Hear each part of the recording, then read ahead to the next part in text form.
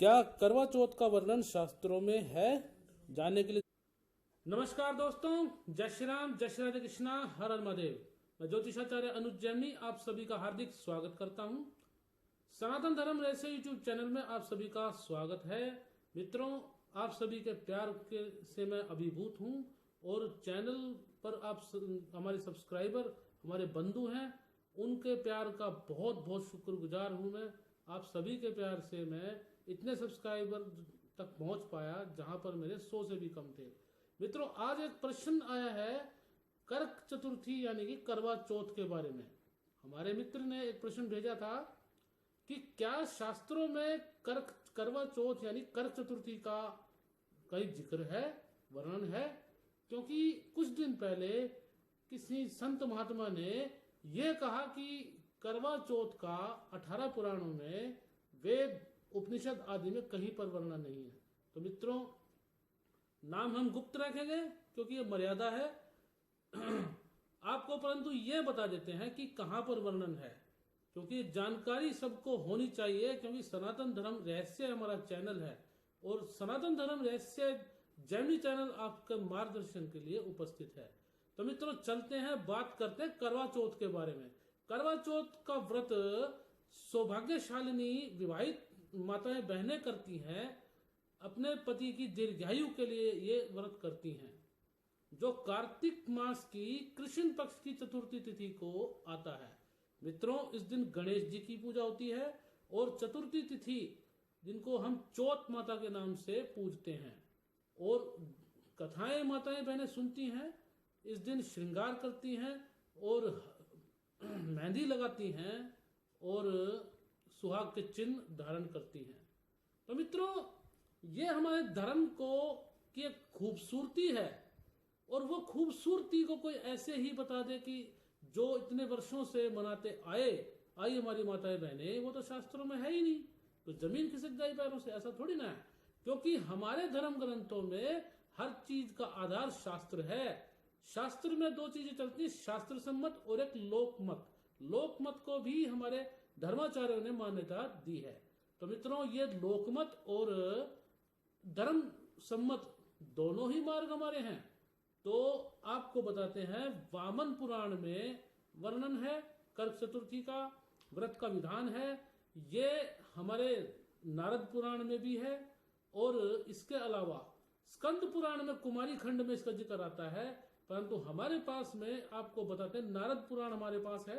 नारद पुराण में बताते कौन से अध्याय में है। नारद पुराण में पूर्व भाग में चतुर्थ पाद में है, ये कथा आती है। 12 मास के जो चतुर्थी के व्रत की कथाएं हैं, वहां पर इसका वर्णन है नारद पुराण में। देव ऋषि नारद जी ने स्वयं अपने मुख से वर्णन किया है, और यहां पर यह लिखा बताया गया है नारद पुराण में पूर्व भाग चतुर्थ पाद में 113वें अध्याय में ये जिक्र आया है।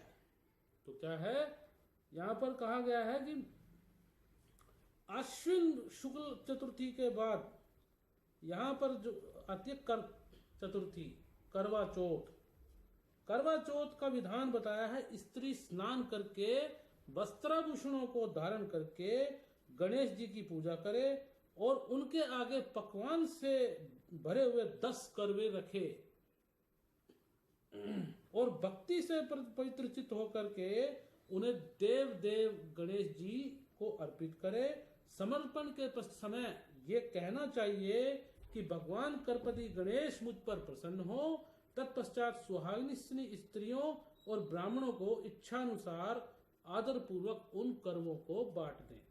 इसके बाद रात में चंद्रोदय होने पर चंद्रमा को विधि विधान पूर्वक से अर्घ दे और व्रत की पूर्ति के लिए स्वयं भी मिष्ठान भोजन करे।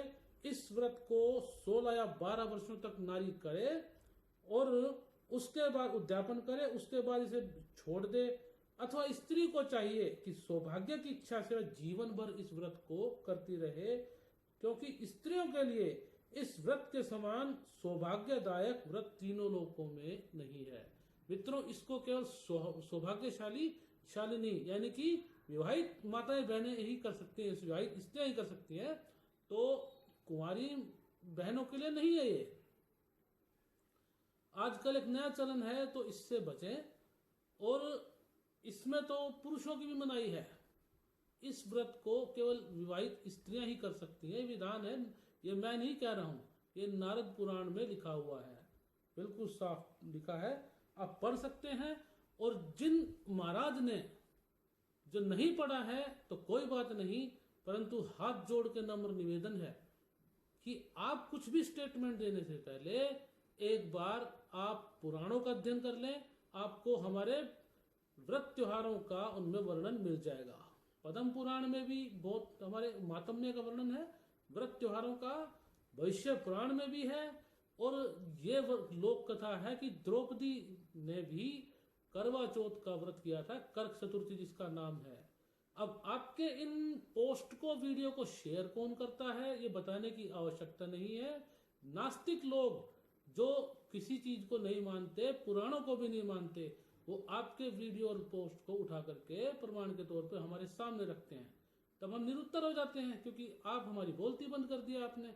हम किसको जवाब दें और क्यों जवाब दें? हमें किसी को जवाब नहीं देना, परंतु हमारे भाइयों को पता चलना चाहिए और हमारी माताओं बहनों को जानकारी होनी चाहिए कि हमारा ये जो व्रत है उनका करवा चौथ का, ये हवा हवाई नहीं है, शास्त्रों में उसका वर्णन है। और इस जानकारी को सभी माताएं बहनें, सभी भाई बहन शेयर करें अधिक से अधिक। चैनल को सब्सक्राइब नहीं किया तो सब्सक्राइब अवश्य करें, लाइक करें मित्रों। वीडियो कैसी लगी इसके लिए कमेंट अवश्य करें। और कोई सजेशन देना चाहते हैं तो आप कमेंट बॉक्स में दे सकते हैं, मैं उनका फॉलो करूंगा। और कुछ अगर पूछना है तो आप कमेंट बॉक्स में आके पूछ सकते हैं। जय श्री राम।